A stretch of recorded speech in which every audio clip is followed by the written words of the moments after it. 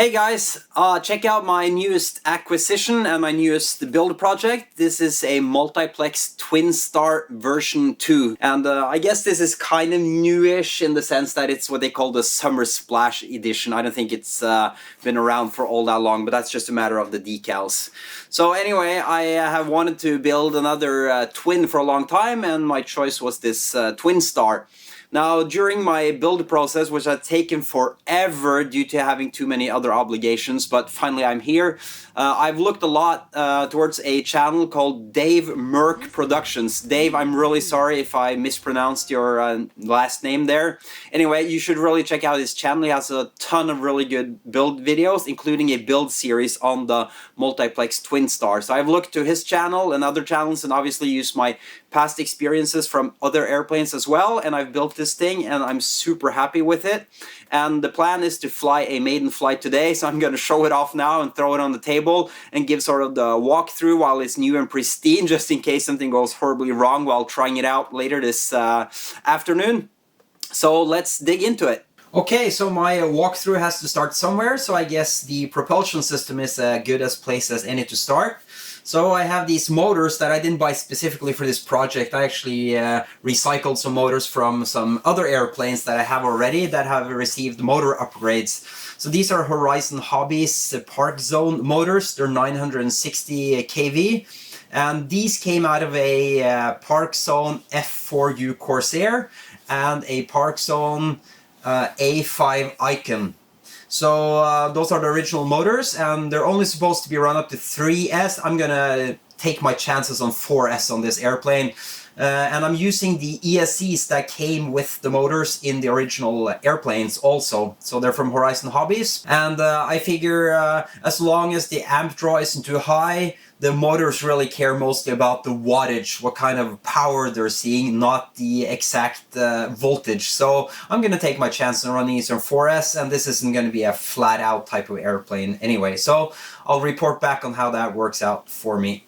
And the propellers, those are 9x6s, and I have chosen to use counter-rotating props. So for those of you that don't follow this, there has been a lot of discussion about what way the props should rotate if you have two props. Should they rotate the same way? Should they rotate in opposing directions to each other? And if they do oppose each other, how should they rotate? Towards the center on top or on bottom? And I've done some research and I've read that both versions, or all three versions of this exist out in the real world on full-scale airplanes. But as a general rule of thumb, the idea is that you make it so that the top portion of the propeller is kind of rotating towards the fuselage. And the idea is that when they're both turning, they sort of counter each other. And they would counter each other if they both were running in the opposite direction of what they are now. But the idea is that if you lose one motor, the one motor you still have is not going to help the airplane tip even more in the direction it would naturally tip since you're losing one motor. The sort of inertia of the propeller turning and the motor turning, the turning mass, so to speak, will aid in sort of keeping that wing up instead of sort of flipping the airplane more towards the side you don't want it to flip towards. Okay, so I opted on putting the ESC underneath the wings instead of inside the fuselage. I know there's discussion about what's correct and not there. Obviously, this is going to be more prone to getting wet, but I don't plan on turning this into a seaplane, so I think I'll be okay. So the way I ran it is that I ran a wire split into two, sort of as a Y harness coming from the power sensor on the Eagle Tree vector system I have inside the airplane, and that sort of splits into two so that I get wires running along grooves in the wings down to the ESCs, and then I just have the ESCs with the original wires going into the motors. Now it took a little bit of modification to get everything to fit in those motor pods without running into moving parts and stuff. So the way I did it, I used the original black plastic bracket that comes with the airplane, and that's originally intended to be used with much smaller motors, maybe even inrunners inside the nacelle here. So what I did, you can just barely see there's sort of the white plastic here. I just took the lid off one of those white plastic channels or ducts you put on walls to run wires in offices and homes and stuff. And I just used that plastic as sort of a firewall, and then I drilled out holes for the mounting screws, and then I drilled out a hole for sort of the center shaft of the motor, which pokes out the back a little bit. And then I glued in pieces of popsicle sticks, and you can definitely not see those. They're right underneath the ESC here. And what they do is they make sure that the axle shaft that is sort of protruding a little bit out of the back of the end bell of the motor, I just want to make sure that doesn't rub on any wires. So there's sort of an empty space between the firewall and those popsicle sticks where the wires can enter. So that sort of keeps everything safe. And then what you also can't see very well on camera is I'm using some clear packing tape here just to hold the ESC, sort of stick it in place a little bit. And then I used the rubber band on top of that for sort of extra safety to sort of keep the brunt of the wires in. So if the packing tape should release its hold, it's still going to be firmly in place. At least that's the theory. Okay, since I was on the topic of the current sensor that sort of feeds power to the two ESCs, and that current sensor is in the canopy area, I might as well just continue with that. So I've done as I did with my last FPV long-range project. I put the camera on the canopy, and the logic being that when I'm done flying for the day, I can just leave the airplane in my car and take the canopy inside to download the files from the camera in the canopy, so I don't have to sort of bring the whole airplane inside. I made some cutouts in the foam. So up here I have the camera board for the RunCam split. So this is the actual camera sensor, and then of course this is the electronics package, and then I have the buttons here to operate it, and then I can just barely feed in a USB cable here to offload the files from the camera board. Now normally with a GoPro or something I just take out the memory card, but that's not recommended on the RunCam split version 1 because the bay for the micro SD card is so flimsy, you're gonna wear out in no time if you take the card in and out. So I'd rather just use a USB cable to get the files. So this is just a magnet attachment that I put on the sort of the top of the canopy there. I just cut that out with a really sharp knife, and then I made some cutouts in the foam right here. And then the clear pieces, you can see that's just clear packaging from, I don't know, some household product that I bought at some point.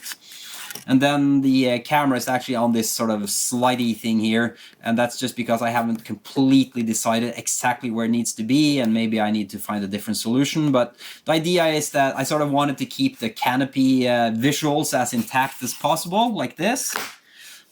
Isn't that sound the most satisfying thing? And then at the same time I wanted the camera to be able to not see too much of the nose up here, so I can sort of fine-tune that to get it just exactly where I need it to be, so I don't lose any important visual information by just sort of wasting it on just displaying the tip of the nose in the image. And then if I want to, I can sort of buy extra canopies and maybe make a pan tilt version for a different camera or something, which is one of the strengths of doing it this way.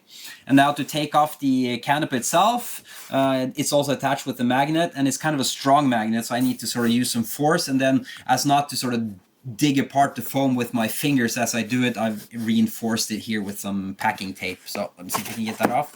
There we go. And that's the whole sort of camera pod, and it just detaches right here. So when I'm done flying, I can just take this inside, and that's my files package right there. Okay, moving on to the battery compartment here underneath where the hatch usually sits. Now this plane will happily fly on 3S or 4S according to my calculations. Of course you can experiment with different props, etc. But even on these props it should do okay on both voltages, although it will be a much quicker of course on 4S, which is where I'll fly it. And I'll try a 3000 milliamp hour package, which if I tuck it all the way up in the nose, I think that's going to balance the plane out perfectly in terms of getting the CG where I want it. Here is the current sensor for the Eagle Tree Vector. Now it's actually a micro vector, and if you're a little confused about the wiring of the micro vector, I'm sure you're not alone. I have a video with that out on the internet, so check out the link for that below. Anyway, I'll show more of the Eagle Tree system as I move backwards in the fuselage. This wooden plate here is not there originally, of course. You're supposed to just stick the battery down in the foam. I didn't want to go that route, so what I did was I dug out some of the foam. These walls are originally a lot thicker. This is where the original servos go. I put my servos in the back of the plane. I'll get back to that later. But anyway, this battery plate should be a really good attachment for the battery. There's cutouts for battery straps, as you can see, and I took a little weight out of the plate by cutting some holes with one of those body reamers that are meant to sort of make holes in RC car Lexan bodies. Anyway, the main point of making the holes was also that way I can sort of access this channel running underneath the plate there. So if I do want to put a different camera or something all the way up in the nose, it's going to be really easy to run wires underneath the battery board or battery plate there. Okay, here we go. This is the view from underneath the right-hand side wing, and as you can see, I made a cutout in the foam. I also had to cut the decals a little bit, but that's no sweat with a sharp knife. And right here, you can barely see there's a hinge, and that's one of those control surface hinges that you use to sort of put hinges on your rudders or whatever on the airplane. Then here is one of those plastic flaps again, same sort of method I used on the main canopy. It's quite hard to get open due to this very strong magnet right here. And then, as always, there's a bit of a mess of wires, but trust me, it could be worse. The way I've made this plane is the wires coming from the wing, they're pretty much perfect in size as to where I want everything connected, and then whatever super messy wires I have, I've tucked that in the back here. There's a bit of a slit going to the rear compartment in the fuselage. So this area with the main flight controller, this is the Eagle Tree micro vector right here. That's kind of not too hard to reach, and then you can barely see here there's the USB port, and of course that's the main purpose of this door, apart from running the wires when I'm taking the wing on and off, which I won't do very often. I actually glued the wing halves together even, so I don't plan to split those apart. It was just easier with the ESC sitting in the wings to kind of have the wing halves sitting together. If not, I would have had to make even more sort of high current connections like this XT60 you can barely see in here, and that just sort of clutters everything up so much more. It was really nice to sort of have just one connection. This is just a wire coming from the current sensor, and this wire is going up here into the wing and feeding both wing halves with power, so that's really convenient for me. And then the other main purpose of having the door, of course, is to access this USB port, so I can change settings on my microvector and sort of change parameters and all that good stuff. So let's move on further back. Okay, then I'm moving on a little further back. We are now sort of under the left wing towards the back of the airplane, and there's a new cutout here. I'm sure you can see it here on camera. And this one isn't hinged, it's just a pure cutout that you can sort of pull out. It has 3 magnets. So again, I glued in some of these really strong magnets here. I reinforced this with tape a little bit, that's why it's shiny. And here I also have a plywood sort of plate that I put in, and I forgot to mention that, but the microvector, which is sitting up here a little further, that's also sitting on the plywood plate as well. And as it turns out, since Multiplex want us to put the servos up front in sort of the ready-to-run package version, there's these channels running along the length of the fuselage. You can sort of see remnants of it here. And therefore the sort of servo linkages that are supposed to be super long.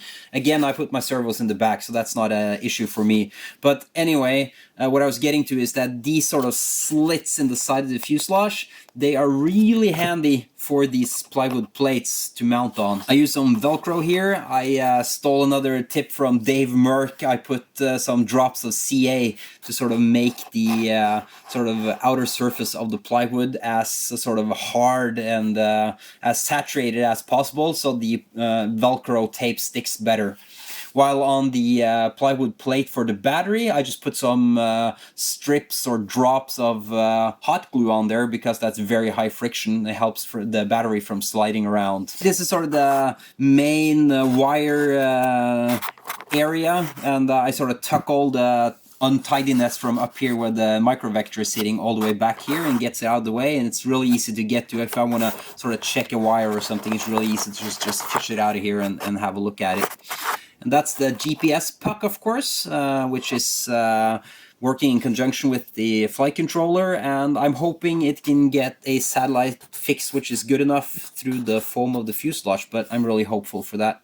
And this is the BEC, the BEC, and it's a 5 amp 6 volt unit, mainly because that's what I had and it's quite powerful and works quite well, and the servos I'm using can handle 6 volts just fine, so they're really responsive and fast and strong now. That's nice. That's just feeding the servos, nothing else. And then back here you can maybe see there's a big capacitor back here, and that's just spliced in parallel with the BEC to sort of filter it more and give it some extra duration and staying power in those times when maybe there's a locked servo or something. So just gives a little extra safety and should help from these brownouts that can occur in the RC world. So the only thing to sort of note here out of the ordinary is the plywood plate should only be glued into one side, because on this side, of course, it needs to be detachable. If I put glue here, I would be in trouble real quick.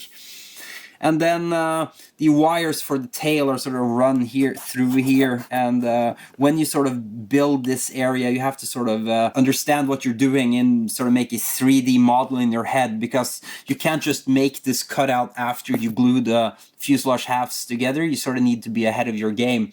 So some of these pieces were actually cut out originally and then trimmed off of this sort of hatch portion and then glued in, because that would give more rigidity to the actual fuselage, instead of putting all that supporting material on just this hatch, which is not supporting anyway, because it's just sitting loosely in there on these magnets.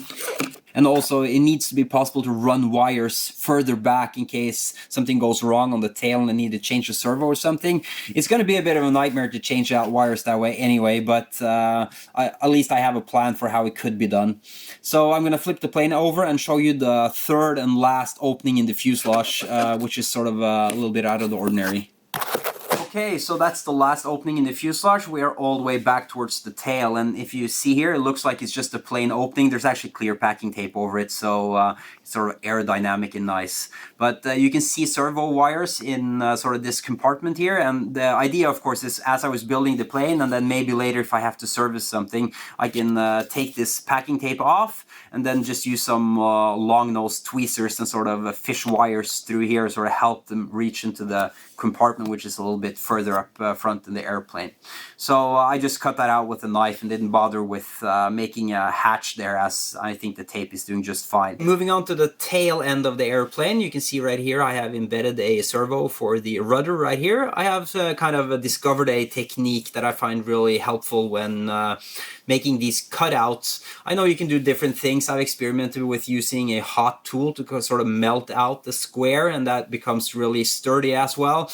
On this airplane I use this method where I first use a magic marker to sort of draw off the area I want to cut out, and then I use a really sharp X-Acto blade and I make a magic marker line across the blade that lets me cut the right depth really accurately. And then I make a gazillion cuts both horizontally and vertically in the area I want to cut out. So basically it's all minced up with the blade, and then I just use a sharp pair of tweezers to sort of pick out those little buds of sort of foam sticking out between the cuts. Anyway, I put the servo upside down here, as that just made more sense with the placement of the horn here on the rudder, and also the lining that up with the servo horn. So if I ever have to remove this horn, it's going to be a bit of a job. You know how it goes. I think it will work out really well in the end. And then I did something that I really like to do for a FPV plane especially. I put two elevator servos. The way I figured, the elevator is the most vulnerable to a servo failure. If I lose the rudder, it's really no big deal unless it's at an extreme angle. I can usually cope with just the ailerons. Same if I lose the aileron, unless they're both at like a super crazy angle, I can get by with the one aileron plus the rudder just fine. But if you lose the elevator, you're kind of done for. So what I did here, I put the servos for the elevator here in the horizontal stabilizer using the same cutout method, and then I put some other sort of control horns here than what's meant to be used originally. I had some laying around in the box, but who cares as long as they fit right. And a little detail I want to point out, the way the multiplex sort of control horns are meant to be used, you're just supposed to glue them in place, but I don't fully trust that. So I drilled a hole on either side here of the kind of stem poking out, and you can probably see that there's a nut there. So I used really fine screws and nuts, and put a piece of plastic as sort of backing plate on the other side here of the control surface, and that just feels a lot safer than just relying on the glue. Well, since I have two servos on the elevator, obviously they're hooked up in parallel, and the wires weren't long enough to reach all the way over to sort of the avionics bay, if you want to call it that.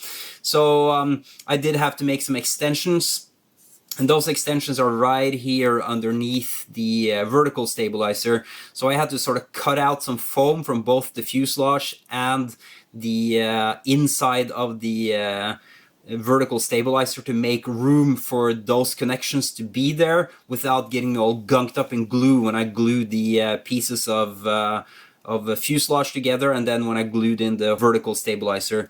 So if I have to get any of these servos out, if I just have to kind of tilt them out to maybe adjust the control horn or something, that would be fine. But if it needs replacing, I would probably have to make some cutouts here to get down to that glue-free area in here where I can sort of fish out the wires using that little cutout I made here, and then also the hatches. But it's all doable. Okay, so this is the left-hand side wingtip. And one thing that was kind of important to me on this build was to replace the foam hinge with proper hinges. Now, if somebody can tell me a good way of doing that without gunking up the hinge mechanism with CA glue, I'd be really excited to hear that, because what happens to me is as soon as I glue them in, I always get sort of the capillary effect, sucking up glue from inside the foam onto the hinge, and then I sort of have to exercise the control surface back and forth until the CA sets, so that I can sort of continuously break off the CA inside the hinges. So I'm sure there's a better way, and if you know about it, please tell me. Here you can also see the backing plate. Again, I used the same type of plastic material I used for the firewalls from those plastic ducts. I just made a cutout using a really sharp saw. And then over here you can see the cutout I made for the video transmitter. I decided to put the video transmitter on one wingtip and then put the control receiver on the opposing wingtip, mainly just because I've always wanted to sort of try that out, and I'm sure it will increase my range or my penetration if I'm flying close range where there's trees and stuff. So I just figure it can't really be bad, at least. One thing I do like about this mounting method is that it's super easy to just peel off this clear tape over the transmitter, undo these quick connections, and then I can replace the transmitter for something entirely else. So if I go to a fly meet where they have restrictions in terms of output power, I can just change to 25 milliwatt transmitter, or if I want to try a different frequency or a different brand of transmitter, no sweat, I can just reconnect it here. So that's very nice. And I made these cutouts using the same cutout method I talked about on the servos. And also here I glued in a plywood plate, and I sort of doped that with CA glue to make it all nice and shiny and saturated. So the Velcro tape underneath here will stick really well. That's the plan, at least. And then this is just a quick view of the right-hand side wingtip.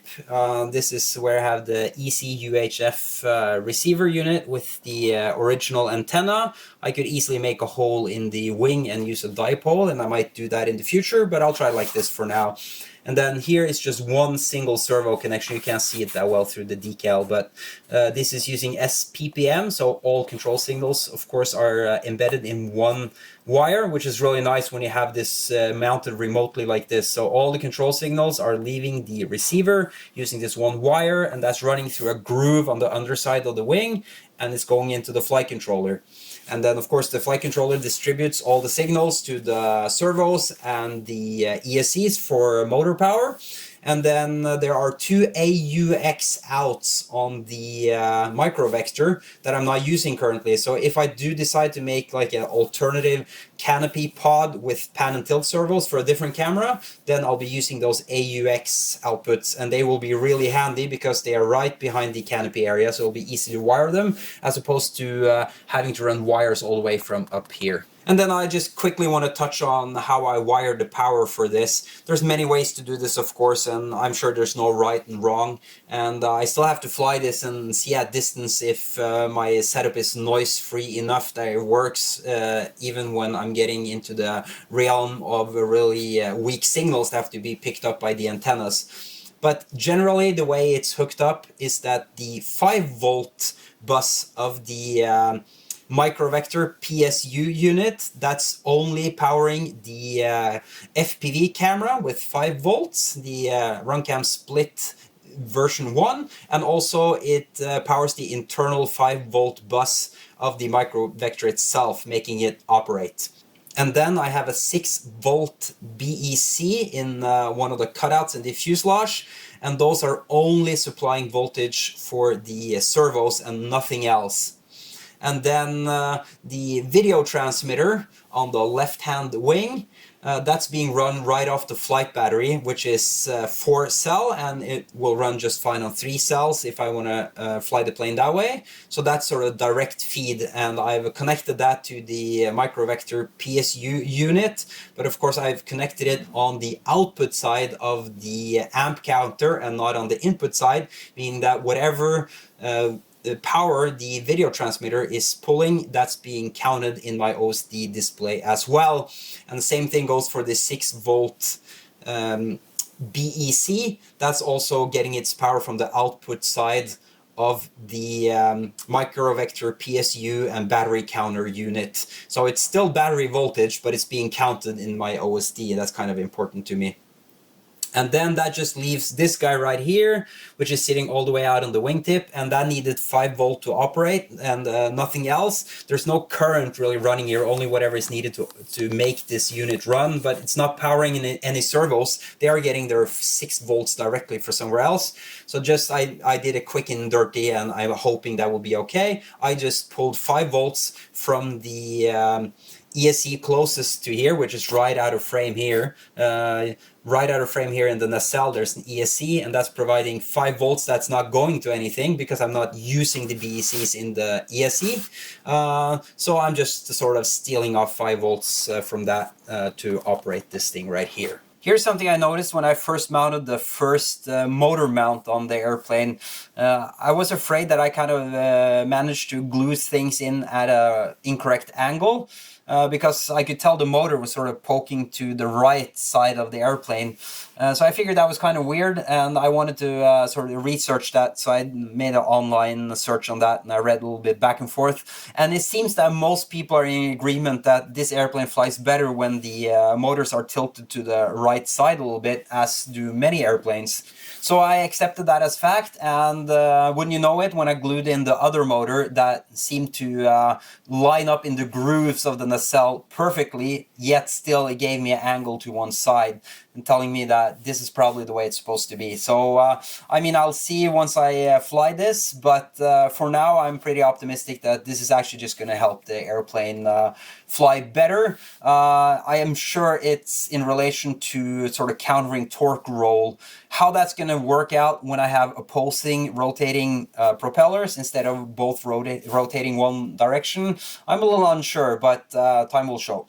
And as you can see from the right-hand side motor, there's the exact same angle here, even if the black plastic mounting brackets that come with the airplane that I used to line up everything inside the nacelle, it lined up perfectly with the grooves in the foam. So that's why I was a little nervous that I had gotten something wrong, but it seems to be okay. So I hope you found my little walkthrough of the Multiplex Twinstar version 2 useful. I'm going to go maiden this thing now. I'm going to make that into a separate video. Also, I have a walkthrough video of my FMS Easy Trainer long-range airplane. And in that video, I also show a bit of the ground equipment with the radio and the goggles and everything. So make sure to check that out too if you want to see the full package of what I'm flying with at the moment. That's also linked below in the description. Let's go. Let's go.